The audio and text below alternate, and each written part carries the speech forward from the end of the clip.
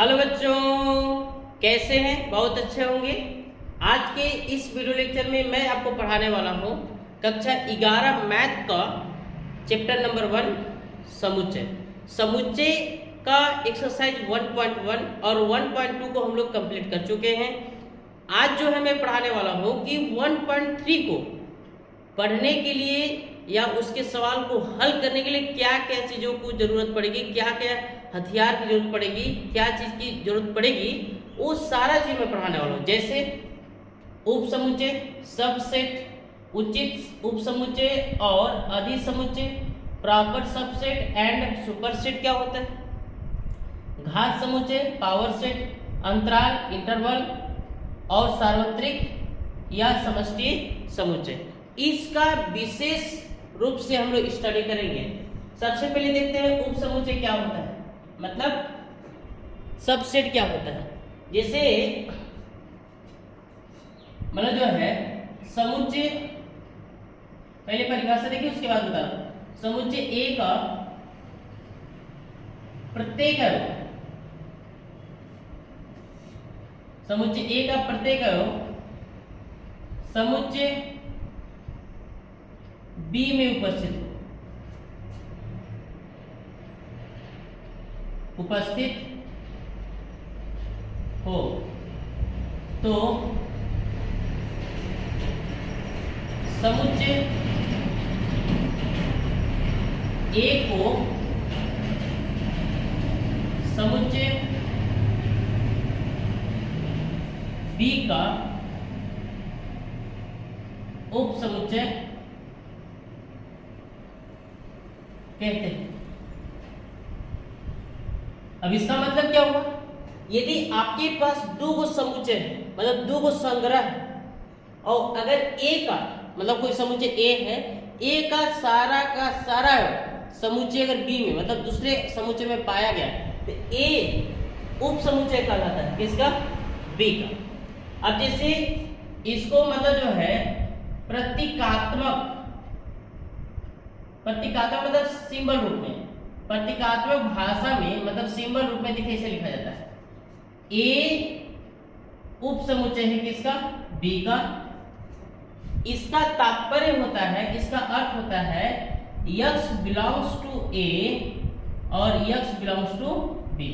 मतलब जो x या यहाँ पे आप लगा सकते हैं फॉर ऑल मतलब प्रत्येक, इसको फॉर ऑल पढ़ते हैं, हिंदी में कहते हैं प्रत्येक x जो a में है, मतलब जो x a का अवयव है वही x किसका अवयव है? b का भी अवयव है। अब जैसे कहेंगे उदाहरण बताइए, चलिए ठीक है उदाहरण बताता हूं। जैसे आप जानते हैं प्राकृत संख्या को n से दर्शाते हैं, कितना होता है? 1 2 3 4, जितना लिखना चाहते हैं लिख दीजिए। पूर्ण संख्या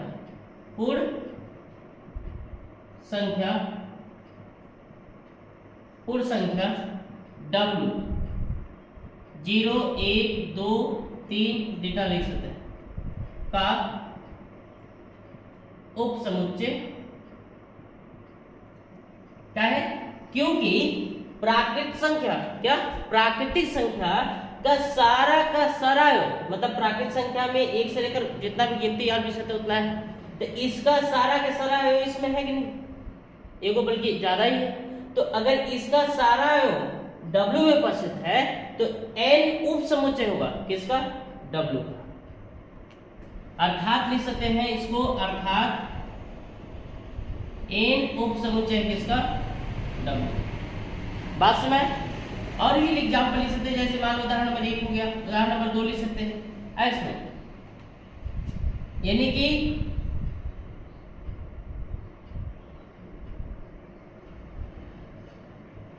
a x, such that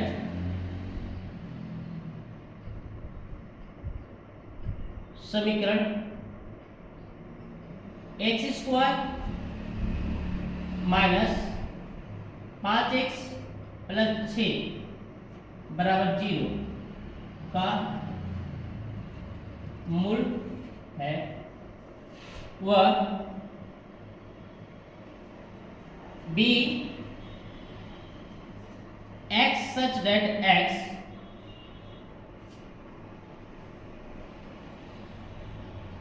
ग्यारह से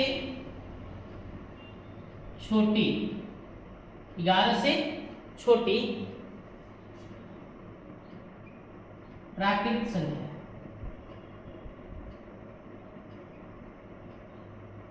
ऐसा तो अब इस स्थिति में जो है ए जो है उप समुच्चय है किसका?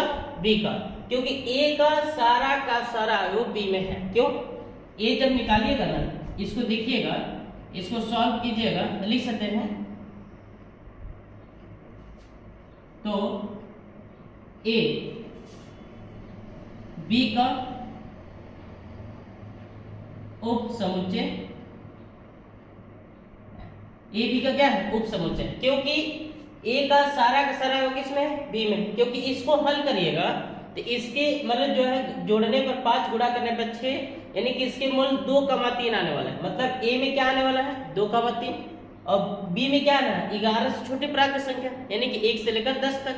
तो 2 3 1 से लेकर 10 तक में तो आ रहा है ना, क्योंकि इसको अगर हल करिएगा ए का मान, इसको जब हल करिएगा, क्योंकि x इस समीकरण का एक मूल है, तो इसको हल करिएगा 2,3 निकलने वाला है। और इसको b को हल करिएगा तो 1 2 3 4 4 डॉट डॉट 10, मतलब 1 से लेकर 10 तक गिनते।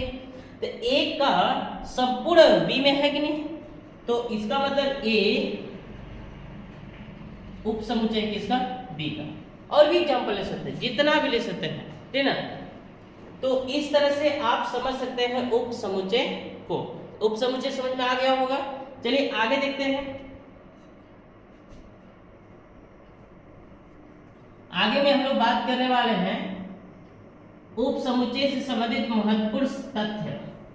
मतलब क्या बात करने वाले हैं? उप समुच्चय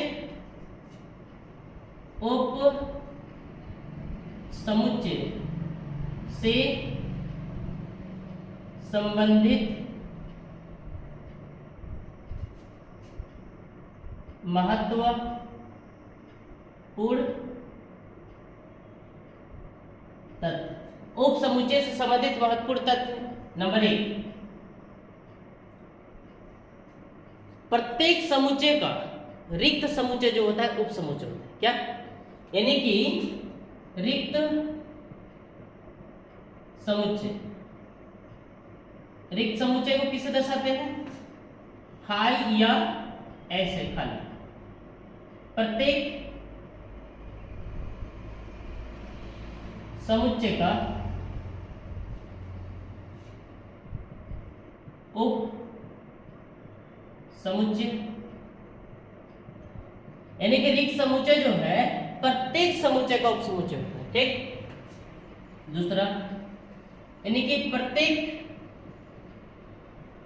समुच्चय स्वयं का भी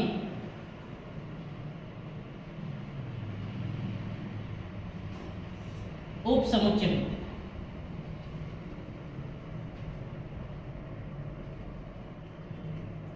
स्वयं का भी उप समुच्चय होता है। जैसे ए, देखिए ऐसे दर्शाएंगे, क्योंकि ए जो है ए का सारा अवयव में, और ये दोनों बराबर भी हो सकते हैं, यानी कि बराबर भी है। तो इस तरह से आप दर्शा सकते हैं, यानी कि कोई भी समुच्चय स्वयं का भी उप समुच्चय होता है। ठीक ना।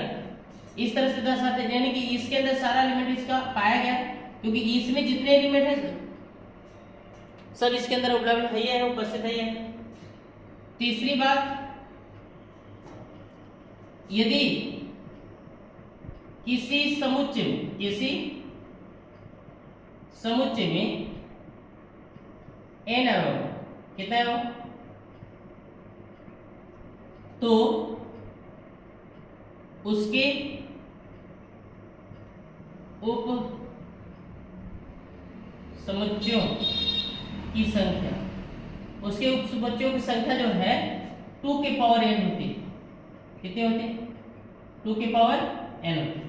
यानी कि यदि किसी समुच्चय में n अवयव, कितने हो? n अवयव हो, तो उसके उप समुच्चयों की संख्या 2 के पावर कितनी होती है? n होती है। जैसे उदाहरण दे सकते हैं, अगर a में 1 2 3 यानी कितने 3 है, यानी कि इसका 3 है, यानी कि and A number of set ए, मतलब ए में अवयवों की संख्या कितनी है? 3। तो इसके मतलब ए के उप समुच्चयों की संख्या,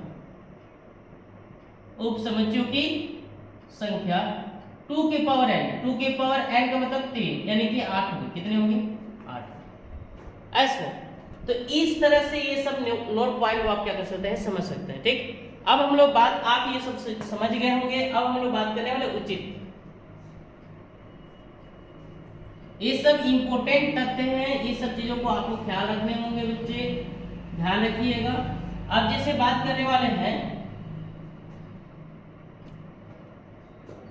उचित उपसमुच्चय और अधिसमुच्चय क्या होता है। ये बहुत आसान है, ज्यादा दिमाग नहीं लगाना है। देखिए इसको किस तरह डिफाइन कर सकते हैं। यदि ए उप समुच्चय हो किसका? बी का, तथा ए डज नॉट इक्वल बी,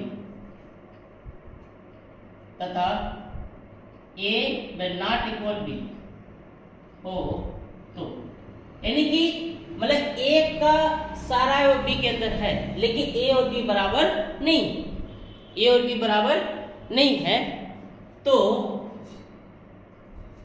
ए को बी का उचित उपसमुच्चय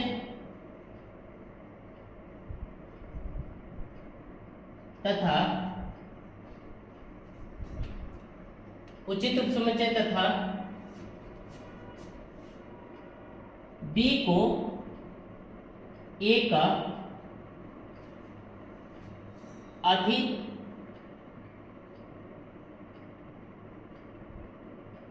समुच्चय कहते हैं। ऐसे इसको संकेत रूप में अगर देखें, संकेत रूप में देखें तो इस तरह से ए उचित उपसमुच्चय है किसका? बी का, तथा इसको दर्शाते हैं बी मतलब ए आदि उपसमुच्चय है किसका? बी, मतलब बी आदि उपसमुच्चय किसका? बी, ए का। तो इतना बात समझ में आ गया होगा। तब अब हम लोग देखते हैं उदाहरण। जैसे उदाहरण में आप ले सकते हैं, जैसे a बराबर 1 2 3 है, b बराबर, और भी एग्जाम्पल ले सकते हैं बहुत सारे, 1 2 3 4 हो। तो देखिए मतलब जो है a उप समुच्चय है किसका? b का, क्योंकि a का सारा b में, लेकिन a और b बराबर नहीं, क्योंकि इसमें 4 उपस्थित है, इसमें 4 उपस्थित नहीं है। तो इसको बोल सकते हैं, यानी कि a उचित उपसमुच्चय है बी का, तथा ए उचित उपसमुच्चय है किसका? बी का, तथा बी आदि समुच्चय, आदि समुच्चय है ए का। इस तरह दर्शा सकते हैं, और इसको सिंबल रूप में दर्शा सकते हैं यही। तो इस तरह से आप जो है उचित उपसमुच्चय और अधिक समुच्चय को क्या कर सकते हैं, समझ सकते हैं। और भी एग्जाम्पल ले सकते हैं, जैसे n बराबर क्या होता है? प्राकृत संख्या 1 2 3 डॉट डॉट, और पूर्ण संख्या 0 1 2 3 डॉट डॉट। यानी कि देखिए ये इसका सारा अवयव जो है इसमें उपस्थित है, तो n जो हुआ, n उचित उपसमुच्चय हुआ w का, तथा w अधिक समुच्चय हो गया किसका? n। तो इस तरह से ये चीज़ों को आप क्या कर सकते हैं, कवर कर सकते हैं, ठीक है ना। तो इतना बात समझ आ गया होगा। आगे हम लोग चलते हैं एक्सरसाइज नंबर नेक्स्ट हेडिंग पर। या तो इससे पहले एक उदाहरण दे लेते हैं, जिससे उदाहरण आपको समझाते हैं। सबसे पहले उदाहरण ये समझाने वाले हैं, जैसे देखिए समुच्चय ए बराबर मान लीजिए 1 2 3 का सभी उप समुच्चय लिखिए।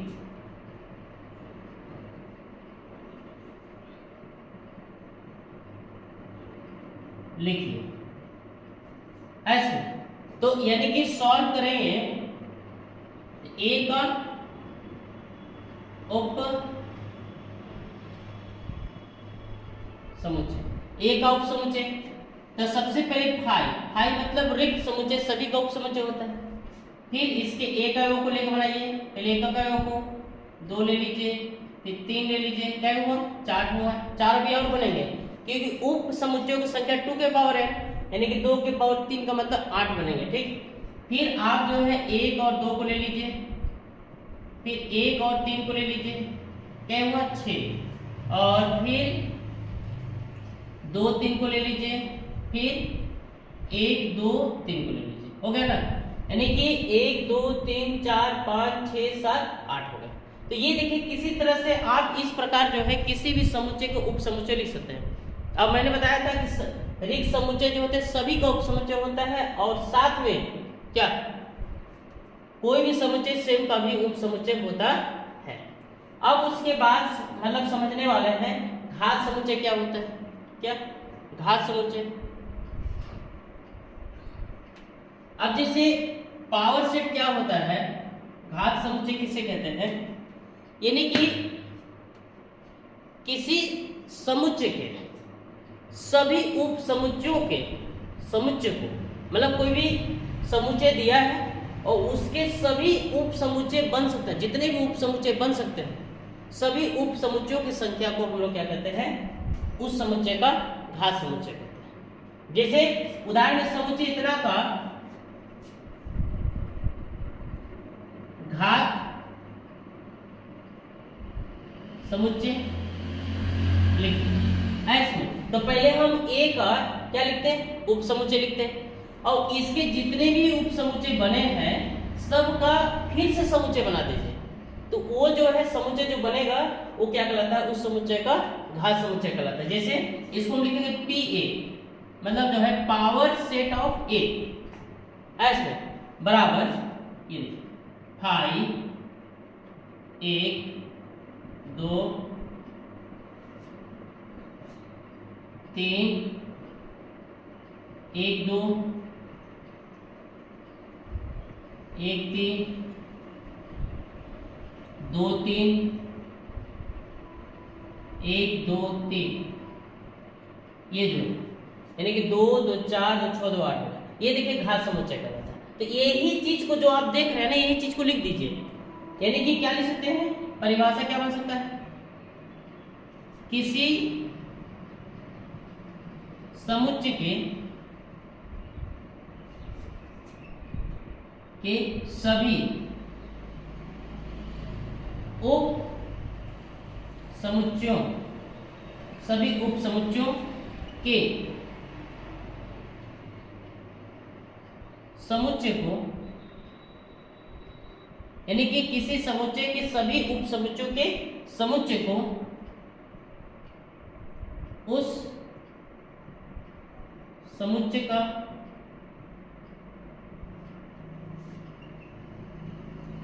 घात समुच्चय कहते हैं। इसे किससे दर्शाते हैं, पीए से।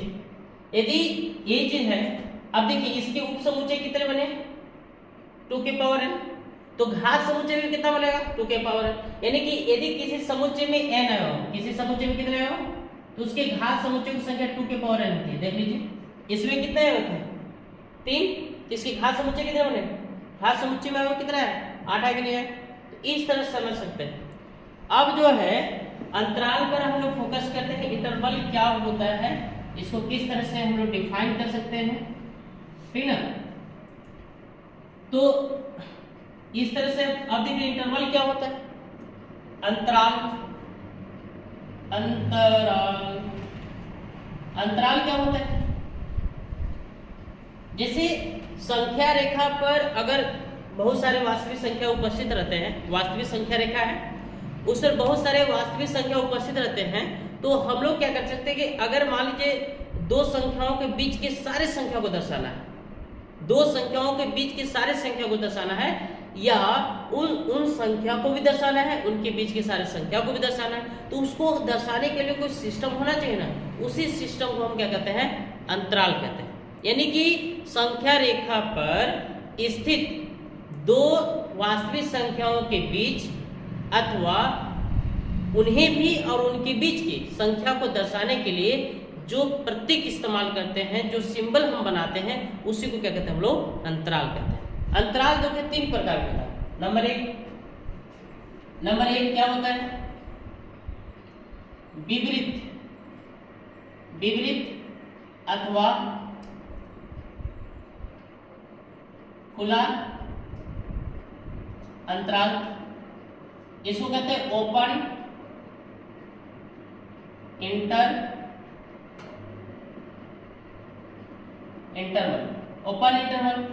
अब खुला अंतराल क्या होता है, जैसे मान लीजिए आपके पास एक संख्या रेखा है और ये संख्या रेखा है, मान लीजिए इधर प्लस इन्फिनिटी है, इधर माइनस इन्फिनिटी है, और इसके बीच मान लीजिए यहाँ पे एक संख्या a है और यहाँ पे एक संख्या b, ठीक, मतलब एक संख्या a है और एक संख्या क्या है, b है, ठीक ना। तो ये कहने का मतलब जो है, अब इसको मान लेते हैं कि अगर a ग्रेटर देन b, मतलब sorry b greater than a, मतलब b बड़ा है a से, b बड़ा है a से, तो कहने का मतलब जो है b बड़ा है a से, तो इसको सिंबल रूप में कैसे लिख सकते हैं, खुला अंतराल क्या होता है। तो खुला अंतराल का मतलब ये होता है कि ये जो है a और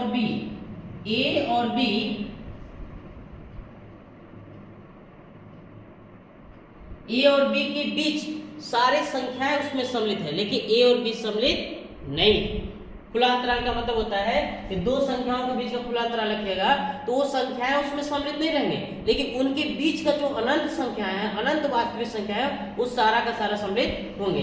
अब देखिए मतलब इसको जो है ओपन इंटरवल है, तो इसको एक छोटा सा सर्किल से दर्शाते हैं, ऐसे ये वृत्त से दर्शाते हैं इस तरह से, यानी कि a और b इसमें सम्मिलित नहीं है, a और b के बीच की सारी संख्या सम्मिलित है। तो इसको कैसे दर्शा सकते हैं, इसको देखिए संकेत रूप में, ऐसे संकेत रूप में ये दर्शाते हैं कि a, b, देखो इसको पढ़ते ओपन, मतलब ओपन इंटरवल, मतलब छोटा ब्रैकेट को खुला अंतराल पढ़ते हैं, यानी कि ओपन इंटरवल a, b।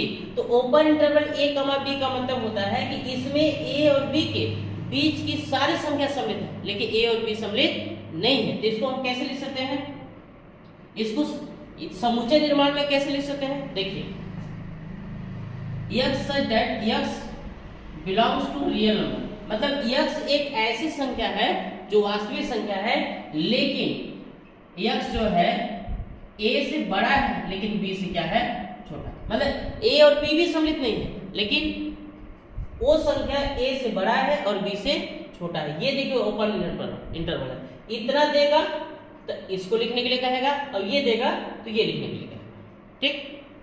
अब जैसे ओपन इंटरवल काम हो गया, उसके बाद विपरीत समृद्ध अथवा बंद अंतराल। अब ये क्या होता है, इसको क्लोज्ड इंटरवल कहते हैं। क्लोज इंटरवल का मतलब होता है कि दो संख्याओं के बीच का अगर अंतराल निकालना चाहते हैं तो वो संख्या भी सम्मिलित रहेंगे, दोनों संख्याएं, और उनके बीच की सारे संख्या भी सम्मिलित रहेंगे। और इसे जो है, इसे देखिए हम लोग मतलब जो है a ग्रेटर देन b है, और इसे हमें बड़ा ब्रैकेट में दर्शाना पड़ता है। किसमें? बड़ा ब्रैकेट। इसको कहते हैं क्लोज, मतलब क्लोज इंटरवल, मतलब बंद अंतराल a, b। अब इसको संख्या रेखा में दर्शाते हैं। देखिए ऐसा है, प्लस इन्फिनिटी, माइनस इन्फिनिटी। मान लीजिए यहाँ a है और यहाँ b, तो यानी कि इसका मतलब ये हुआ कि यहाँ से यहाँ तक के बीच के सभी संख्या को दर्शाना है, a और b को भी लेना है। मतलब जो है इस अंतराल का मतलब ये हुआ, अब यहाँ देखिए क्लोज है इसलिए क्या है ये, मतलब जो है बंद सर्किल है, पूरा पेंट कर दिया गया, ठीक ना। तो इसको आप इस तरह दर्शा सकते हैं, क्लोज इंटरवल a, b बराबर, इसका मतलब a और b भी सम्मिलित है, तो x, x such that real number, और मतलब x is greater than or equal a, मतलब x a से बड़ा होगा या बराबर होगा, और less than or equal b। ये देखिए इस तरह से, ये है आपका सममित या बंद अंतराल, ठीक ना। इतना देगा, इसको इतना लिखने के लिए कहेगा, और कभी जब a, b देख करके समुच्चय निर्माण में कहता है, तो ये देखिए इस तरह से, ठीक है। अब जो है उसके बाद हम लोग तीसरे अर्ध विपरीत तथा अर्ध समृद्ध, मतलब आधा खुला आधा बंद अंतराल, यानी कि semi open and semi close interval, इसमें आधा बंद अथवा आधा खुला। अब देखिए इस तरह से इसको आप जो है, अब मान लीजिए a greater a less than b, मतलब a से b बड़ा है, तो उसको आप इस तरह दर्शा सकते हैं। देखिए दो तरह दर्शा सकते हैं, मान लीजिए प्लस इन्फिनिटी, अगर a सम्मिलित नहीं है और b सम्मिलित होगा तो इस तरह से होगा a, b। अब इसको समुच्चय निर्माण लिखोगे तो होगा, देखिए ये ओपन है a, b, देखिए आधा खुला आधा बंद, ये ओपन इंटरवल इधर है और ये क्लोज इंटरवल है। इसका मतलब a सम्मिलित नहीं है, a से जितने भी बड़ी संख्या है सब सम्मिलित है, और साथ में b भी सम्मिलित है। तो इसको ऐसे लिखोगे, समुच्चय x such that x is greater than a, x is greater than a but less than or equal b, इस तरह से। और एक पहला स्थिति मान लीजिए इसको, दूसरा स्थिति इस तरह से लिख सकते हैं, जिसमें a सम्मिलित हो b सम्मिलित न हो, plus infinity minus infinity, a सम्मिलित है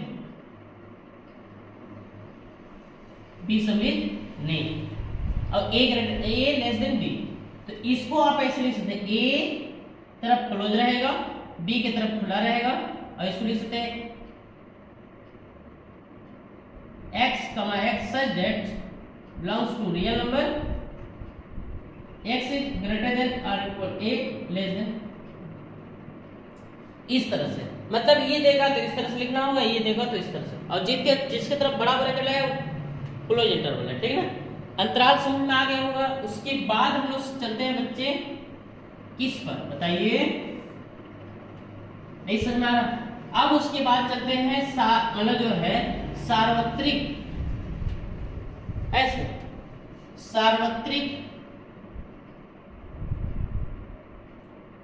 अथवा समष्टीय समुच्चय, यानी कि एक ऐसा समुच्चय या एक ऐसा निश्चित समुच्चय जिसके दो अथवा दो से अधिक उप समुच्चय हो, तो उस निश्चित समुच्चय को क्या कहते हैं? सार्वत्रिक समुच्चय कहते हैं। यानी मैंने बताया ऐसा समुच्चय लिख सकते हैं आप, ऐसा समुच्चय जिसके या ऐसा निश्चित समुच्चय जिसके दो अथवा दो से अधिक उप समुच्चय उपस्थित हो, तो उस निश्चित समुच्चय को क्या कहते हैं? सार्वत्रिक समुच्चय कहते हैं। और सार्वत्रिक समुच्चय एक बड़ा चीज है, जैसे उदाहरण लिख सकते हैं n प्राकृत संख्या का समुच्चय है। तो ये कहने का मतलब जो है, तो अगर मान लीजिए उदाहरण में n और ए दिया है 1 2, बी दिया है 2 3, सी दिया है 1 2 3 4, इस तरह से। तो ए बी व सी के लिए एन सार्वत्रिक समुच्चय,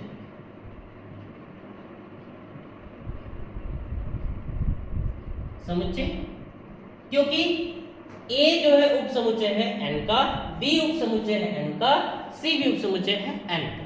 सार्वत्रिक समुच्चय किसे कहते हैं?